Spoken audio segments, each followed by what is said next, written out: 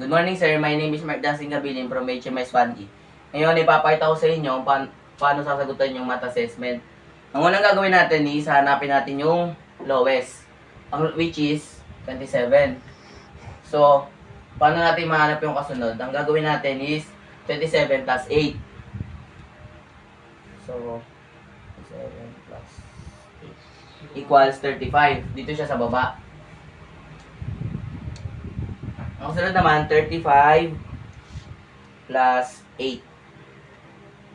So, magiging sagot is 43.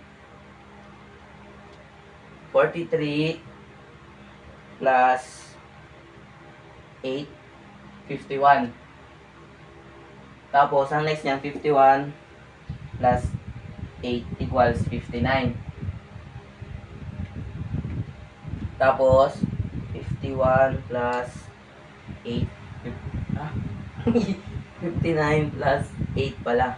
Mali ako. 7. Tapos, 67 plus 8. 75. Tapos, 75 plus 8. 83. Yan.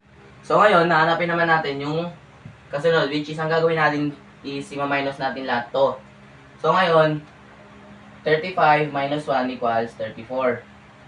Tapos, 43 minus 1 equals 42.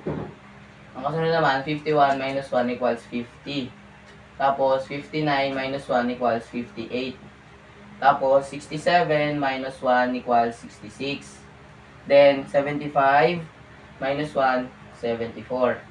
Tapos, 83 minus 1 equals 82. So, bali dito, wala tayong mahanap. Ang gagawin natin, ipa-plus natin yung 83 sa 8. Bali, 83 plus 8 equals 91. So, okay na yan. So, ngayon, hanapin naman natin yung tally sa bawat score na nahanap natin dito. So, ngayon, sa 27 to 34, is 1, 2, 3, 4, 5, 6, 7. 1, 2, 3, 4, 5, 6, 7. Tapos sa 35 to 42 is 1, 2, 3, 4, 5, 6, 7, 8, 9. 1, 2, 3, 4, 5, 6, 7, 8, 9. Tapos sa 43 to 50 is 1, 2, 3, 4, 5, 6, 7, 8. 1, 2, 3, 4, 5, 6, 7, 8. Tapos sa 51 to 58 is 1, 2, 3, 4, 5, 6, 7, 8. 1, 2, 3, 4, 5, 6, 7, 8. Tapos sa 67 to 74 is 1, 2,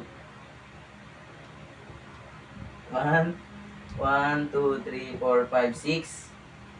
1, 2, 3, 4, 5, 6. Tapos sa 67 to 74 is 1.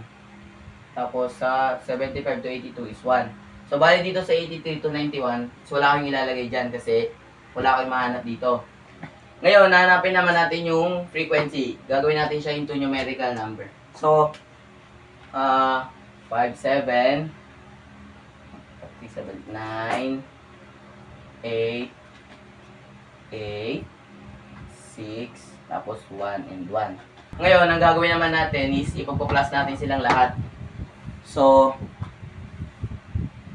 7 plus 9 plus 8 plus 8 plus 6 plus 1 plus 1.